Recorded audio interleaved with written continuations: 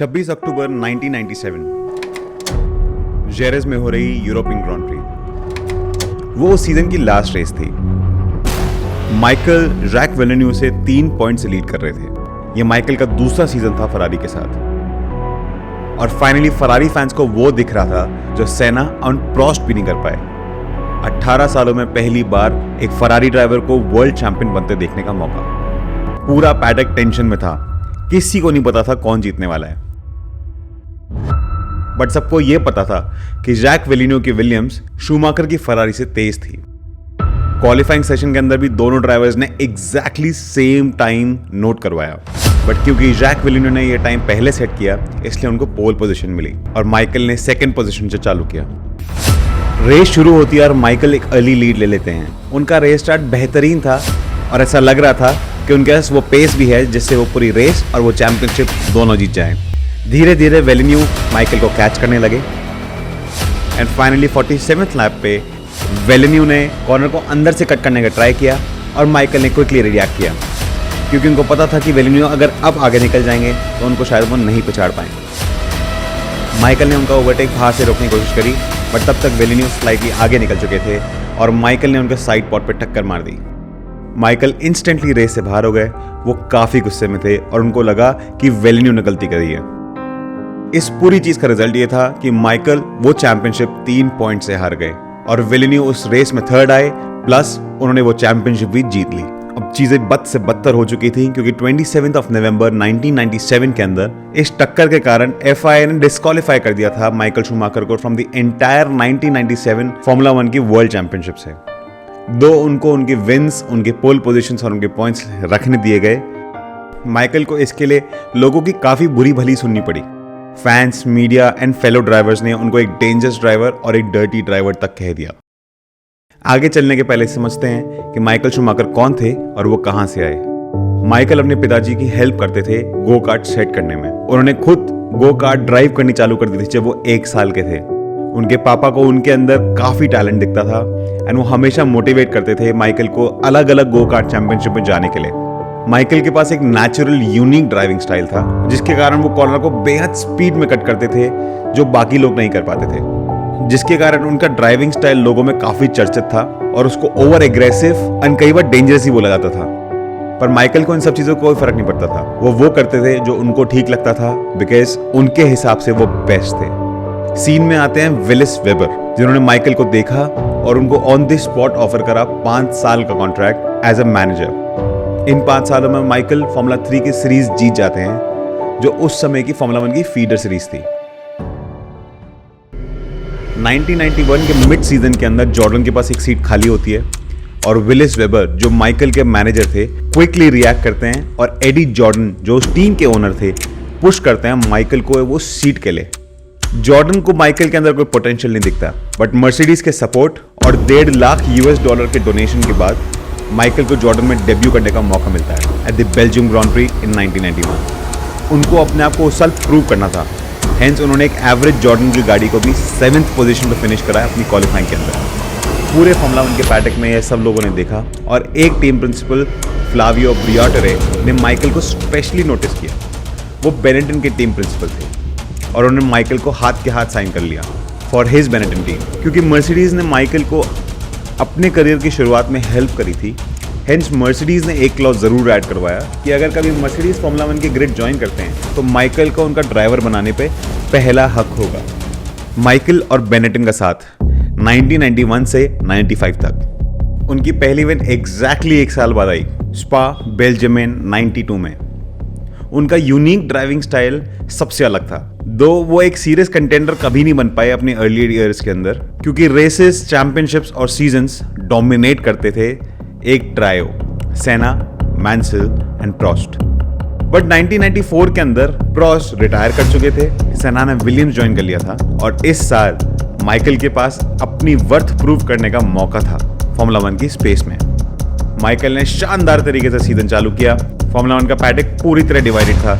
कुछ लोग उनकी स्किल की सराहना कर रहे थे और कुछ लोग बुराई। इस सीजन के पहले तक लेजेंडरी ड्राइवर एयरटन सेना ने भी माइकल शूमाकर की ड्राइविंग स्टाइल को लेकर बात करी थी और वो उनके लिए बोलते थे कि एक समझदार ड्राइवर को कंसीड करना आना चाहिए, नहीं तो जो रिजल्ट होगा वो काफ़ी फेटल हो सकता है। बट माइकल एक बेहद हेडस्ट्रॉन्ग पर्सन है। वो दुनिया की बातें सुनते तो ज़रूर हैं, पर वो करते अपने मन की हैं।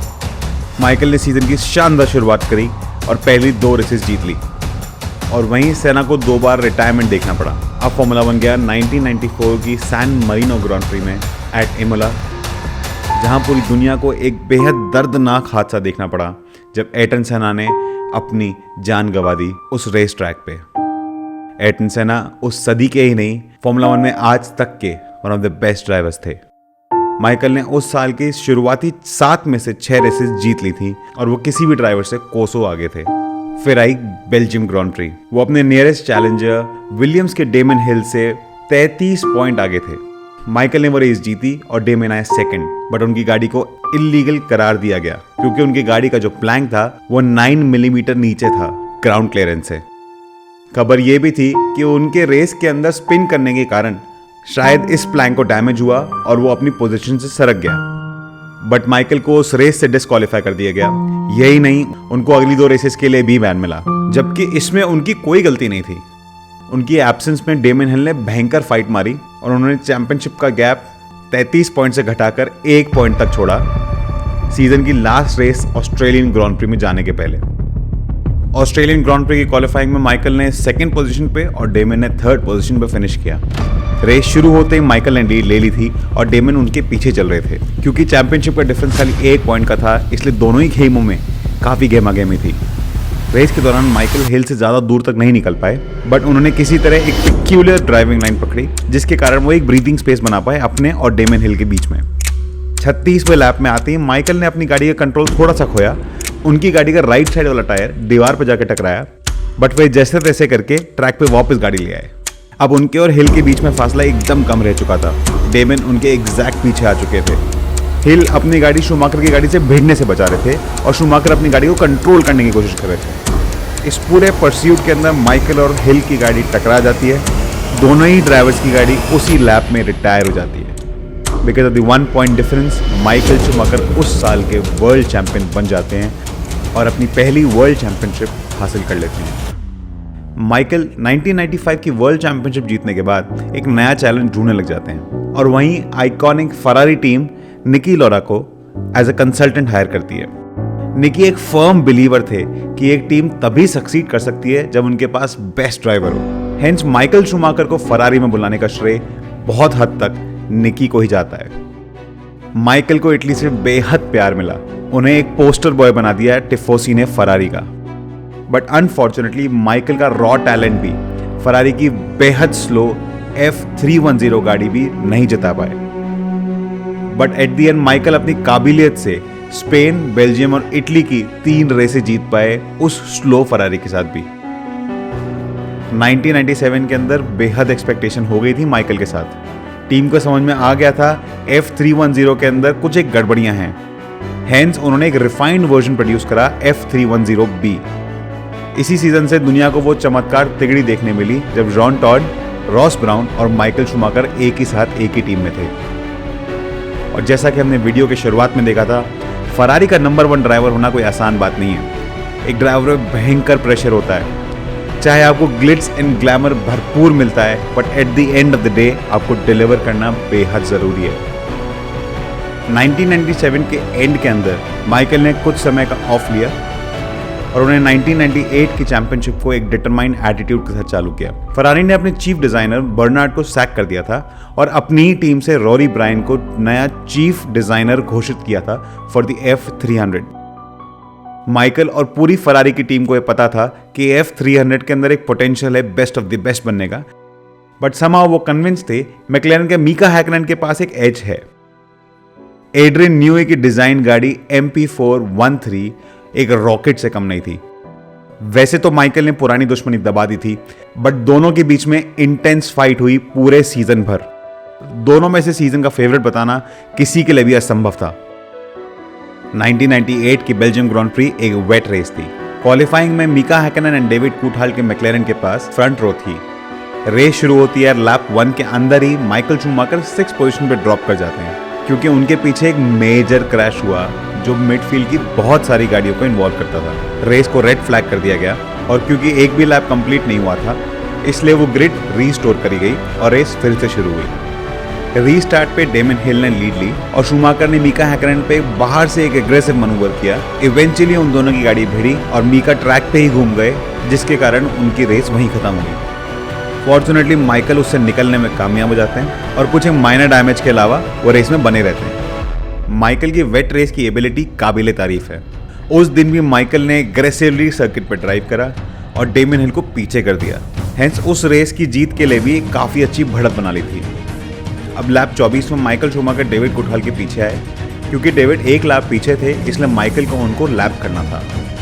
इस पूरे परस्यूट में माइकल ने अपनी गाड़ी डेविड की गाड़ी के पीछे दे मारी, जिसके कारण माइकल की गाड़ी को भयंकर डैमेज हुआ और उनकी रेस वहीं खत्म हो गई। रेस खत्म होने के बाद माइकल शूमाकर तन तनाते हुए डेविड के गैराज में पहुंचे। वो इतने गुस्से में थे कि लग रहा था वो डेविड को आज तो 1-2 दे ही देंगे।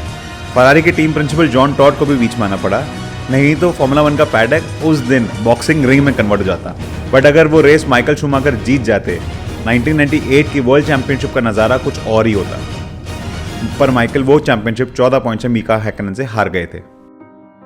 अब 99 की चैंपियनशिप भी माइकल शूमाकर के लिए कुछ खास नहीं रही, क्योंकि सिल्वरस्टोन के ट्रैक पे माइकल का एक high speed high impact crash हुआ।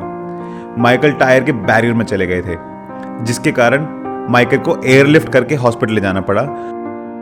उनके पैर में मल्टीपल रप्चर्स आए, जिसके कारण उन्हें अगली 7 रेसेस छोड़नी पड़ी, जिसके कारण उस सीजन वो वर्ल्ड चैंपियनशिप के लिए प्रैक्टिकली लड़ नहीं पाए।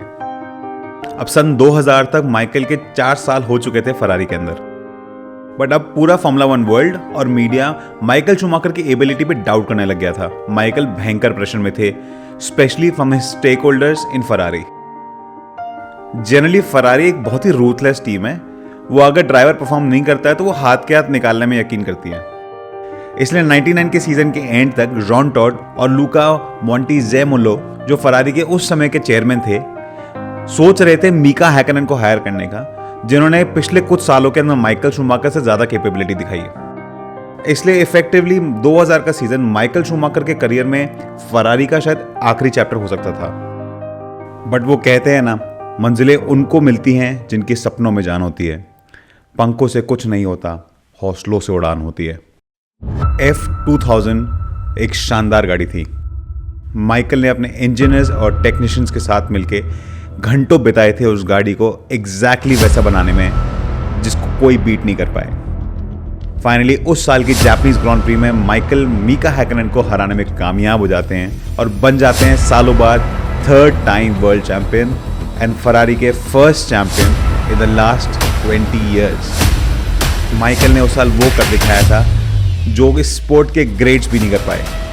वो सीजन माइकल का जैसे एक रिडेम्पशन पॉइंट था। उन्होंने अपने आप को हाईएस्ट लेवल पे प्रूव कर दिया था। अपनी 3rd चैंपियनशिप के बाद जैसे माइकल के दिमाग से वो प्रेशर निकल चुका था। उनको किसी को कुछ प्रूव करने की ज़रूरत बची नहीं थी। अब वो सिर्फ ड्राइव करते थे अपने पैशन एंड स्पोर्ट के प्यार के लिए, जिसके कारण माइकल के अंदर का असली ड्राइवर निकल के बाहर आया। 2001 में माइकल का एक शेयर रूथलेसनेस हमको देखने मिला और उन्होंने इस रेसिंग क्राफ्ट की एक अलग ही ऊंचाई हासिल करी। Rory Byrne and Ross Brawn ने टेक्निकल एस्पेक्ट संभाल लिया था और उनका साथ दे रहे थे स्टेफानो डोमेनिकाली, जो इंचार्ज थे स्ट्रैटेजी के। जॉन टॉड ने अपनी टीम को एक ग्लू की तरह जोड़ दिया था। 2001 के एंड में मीका हैकनन ने स्पोर्ट को गुड बाय कर दिया था। हेंस 4 साल की अपनी और माइकल की चैंपियनशिप राइवलरी के चैप्टर को क्लोज कर दिया था।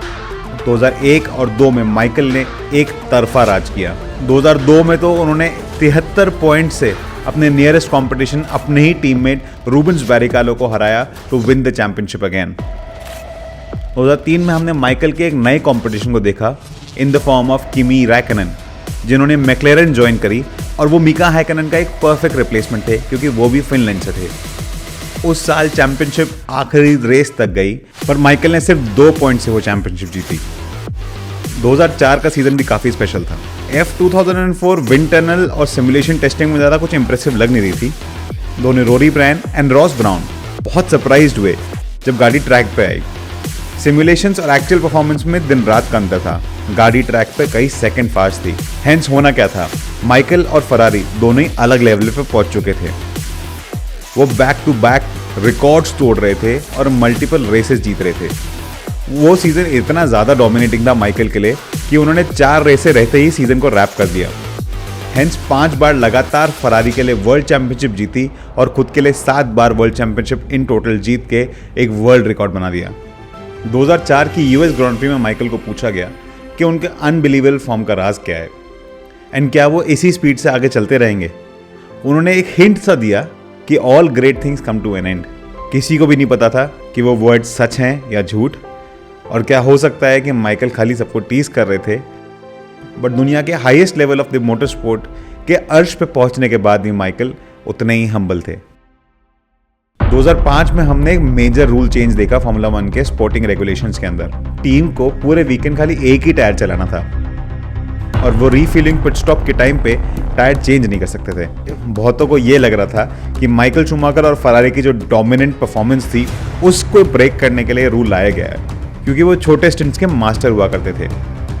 उस साल मिशलिन के टायर्स फरारी के ब्रिजस्टोन टायर्स से बेटर थे in terms of durability and degradation. Historically Ferrari के पास हमेशा ही एक लो डाउनफोर्स और एक हाई पावर पैकेज रहा है, और ये रूल उसको हेल्प नहीं अपोज करता था। सीजन की स्टार्टिंग में हमने रेनॉ की डोमिनेंट परफॉर्मेंस देखी। रेनॉ का एरोडायनामिक पैकेज उसके सीएफडी के कारण कहीं गुना अच्छा था पूरी फील्ड से। अब क्योंकि F2005 अपने प्रेडिसेसर जैसी थी, हेंस उसके अंदर टायर डेग्रेडेशन काफ़ी होता था और गाड़ी टायर की ड्यूरेबिलिटी मेंटेन नहीं कर पाती थी। पर माइकल की उस सीजन की पहली 3 रेसेस विनलेस रहीं, पर उन्होंने इसको एक चैलेंज की तरह लिया जो शायद पिछले कुछ सालों से उनसे वंचित था। सैन मरीनो ग्रांड प्री के दौरान माइकल ने फील्ड के लास्ट से चालू करा। उन्होंने अपनी गाड़ी किसी भी कॉम्पिटिटर से 2 सेकंड तेज दौड़ाई एंड स्लोली एंड स्टेडीली पूरी ग्रिड को चीरते हुए सेकंड पोजीशन पे आ गए बिहाइंड फर्नांडो अलोंसो। दोनों के बीच में घमासान युद्ध हुआ और माइकल ने खाली 0.5 सेकंड पीछे फिनिश किया अलोंसो से, जिन्होंने अपनी रेनॉ बेहतरीन तरह चलाई और माइकल को आगे निकलने नहीं दिया। माइकल और फरारी का 2005 का सीजन काफ़ी ख़राब था, बट उन्होंने कसम खाई कि वो अगले साल और बेटर परफॉर्म करेंगे। वैसे तो माइकल पूरे सिनेरियो से निकल सकते थे, वो वॉक अवे कर सकते थे आसानी से, बिकॉज उनको जो अचीव करना था उन्होंने अचीव कर दिया था, जो उन्होंने प्रूव करना था वो उन्होंने कर दिया था। बट माइकल किसी भी लड़ाई से भागने वाले इंसान नहीं है, इसलिए उन्होंने पूरी विंटर वेकेशन सिमुलेटर पर बिताई, टीम की हेल्प करते हुए, प्रैक्टिस करते हुए और टीम को इम्प्रूव करते हुए। इंडियानापोलिस सर्किट के फियास्को और मिशलिन की एग्जिट के बाद टायर वुड को री इंट्रोड्यूस कर दिया गया 2006 के अंदर। फिर भी रेनॉ की टीम प्री सीजन टेस्ट के अंदर सबसे आगे थी। दो फरारी की गाड़ी कंपेटिटर तो थी, पर उसको चैंपियनशिप कंटेंडर नहीं बताया जा रहा था। माइकल ने आते ही सीजन की ओपनिंग क्वालिफाइंग के अंदर पोल पोजीशन तो जीता, पर उन्होंने रेस में सेकंड फिनिश किया फर्नांडो अलोंसो के पीछे। माइकल एंड फरारी ने सीजन की पहली विन ली इमोला में सैन मरीनो ग्रांड प्री पे, और पूरे ही सीजन हमने माइकल एंड अलोंसो की बेहतरीन फाइट देखी। 2006 की सैन मरीनो ग्रांड प्री जैसे एक डेजा वू थी 2005 की, बट ग्रिड रिवर्स थी। इस बार अलोंसो पीछे थे शूमाकर से एक फास्टर गाड़ी के अंदर, और शूमाकर ने एक परफेक्ट रेस करते हुए अलोंसो को पास नहीं होने दिया और फरारी को इस सीजन की पहली विन दी 2006 में। बट फाइनली वो मोमेंट आ चुका था। इटालियन ग्रांड प्री जीतने के बाद माइकल शूमाकर ने डिसाइड कर लिया कि 2006 उनके फॉर्मूला 1 करियर का आखिरी साल होने वाला है। वैसे तो माइकल की championship hopes Japanese grand pre के बाद खत्म हो चुकी थी, बट माइकल निराश नहीं थे। उन्होंने पूरी टीम को, सब फैंस को और पूरे मीडिया एंड वर्ल्ड को थैंक यू किया अपने अनंत सपोर्ट के लिए। एंड 2006 आखिरी साल था माइकल शूमाकर का फरारी के अंदर और उनके पहले स्टिंट ऑफ फॉर्मूला 1 ड्राइवर के अंदर। Rise of the Phoenix. 2009 की हंगेरियन जीपी की क्वालिफाइंग में फिलिपे मासा ने एक लाइफ थ्रेटनिंग क्रैश एक्सपीरियंस किया जब ब्राउन जीपी के रूबेंस बैरिकोला का सस्पेंशन स्प्रिंग उनके सर पे लग गया। फरारी मासा की जगह बेडोर कर लिया है, बट वो एक लंबा फिक्स नहीं था। उन्होंने शूमाकर को रिक्वेस्ट करी कि वो उस पोजीशन को ले for the reminder of the season. Schumacher काफ़ी एक्साइटेड थे अपने रिटर्न को लेकर और उन्होंने ट्रेनिंग चालू कर दी फरारी में रिटर्न करने के लिए। वो 2 महीने में काफ़ी अच्छी शेप में आ गए थे, बट उन्हें FIA की मेडिकल टीम से क्लियरेंस चाहिए थी क्योंकि एक मोटरसाइकिल क्रैश के दौरान उनकी गर्दन पे इंजरी आ गई थी। 2 महीने के रिगरस ट्रेनिंग के बाद भी उन्हें FIA से ग्रीन सिग्नल नहीं मिला।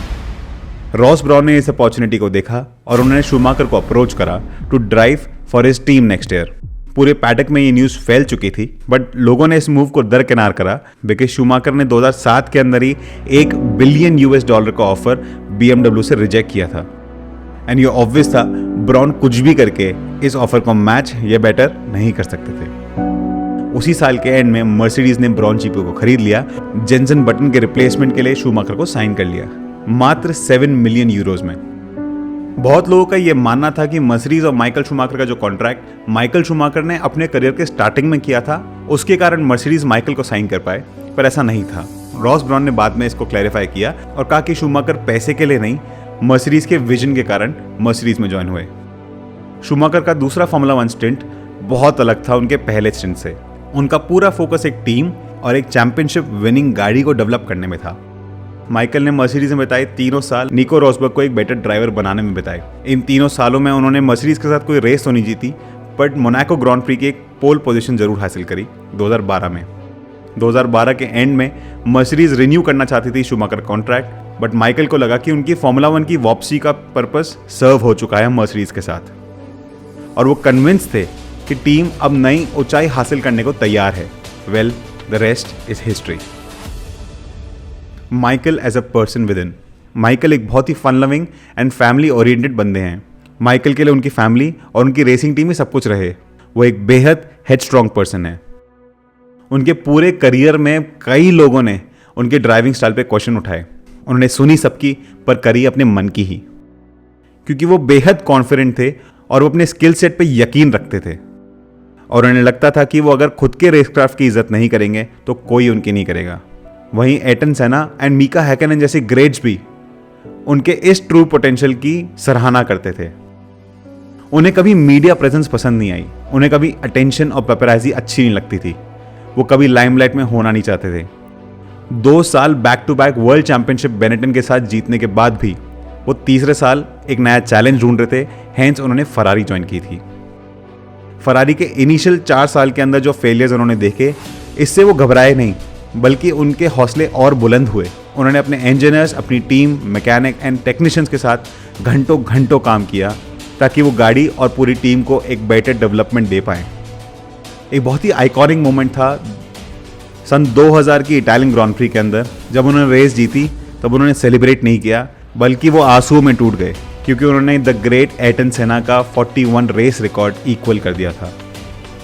माइकल ने कभी उस ओकेजन को सेलिब्रेट नहीं किया जब ट्रैक पे एक मेजर इंसिडेंट हुआ या कोई इंसिडेंट रेसिंग वर्ल्ड में हुआ। वो बहुत ही एग्रेसिव ड्राइवर थे और बहुत ही सेंटिमेंटल, इमोशनल थे उन मोमेंट्स के लिए जिनकी वो इज्जत करते थे। 2003 का एक मोमेंट था जब माइकल शूमाकर ने अपने दोस्त सचिन तेंदुलकर को एक फरारी 360 गिफ्ट करी थी। 2003 में इंडियन गवर्नमेंट ने उन्हें एग्जेम्पशन नहीं दिया और उस फरारी 360 पे जो कस्टम ड्यूटी लादी गई थी वो शूमाकर ने अपनी जेब से भरी। उन्होंने भरकस कोशिश करी कि ये इन्फॉर्मेशन भी डिस्क्रीट रहे एज मच एज पॉसिबल। वो फॉर्मूला 1 और कार रेसिंग से बेहद प्यार करते थे और उनका पूरा टेन्योर फॉर्मूला 1 के अंदर शेयर पैशन एंड प्यार के कारण था। हेंस 2006 के अंदर जब उन्होंने पहली बार फॉर्मूला 1 से वॉकआउट किया तो वो इसलिए नहीं था कि कोई टीम के ऑफर नहीं थे, but he walked out just because उनका पैशन खत्म हो चुका था। हम कभी नहीं भूल पाएंगे कि सेबेस्टियन वेटल को हेल्प करने वाले 2012 की चैंपियनशिप के अंदर इंटरलॉकर सर्किट पे शूमाकर ही थे। परहैप्स ये उनके पूरे फॉर्मूला 1 टेन्योर का एक पार्टिंग गिफ्ट था सेबेस्टियन वेटल को। शूमाकर एक सच्चे लॉयलिस्ट हैं। उनकी लॉयल्टी फरारी के लिए और मर्सिडीज के लिए अनंत थी। जॉन टॉड, रॉस ब्राउन और रोरी ब्रायन उनके बेस्ट फ्रेंड्स फॉर लाइफ हैं। वो एक कंप्लीटली डिफरेंट इंसान है on track and completely off track. चाहे कुछ भी हुआ हो ट्रैक पे, पर डेविड कूठाल से उनकी भी गहरी दोस्ती है। अनफॉर्चुनेटली 29 दिसंबर 2013 के अंदर माइकल शूमाकर को एक ट्रैजिक स्कीइंग इंसिडेंट देखना पड़ा एल्प्स में, जिससे वो अभी तक जूझ रहे हैं, अभी तक लड़ रहे हैं। भगवान करे उनकी रिकवरी जल्दी हो और हम माइकल शूमाकर को हंसता खेलता वापस देख पाएं। आमीन।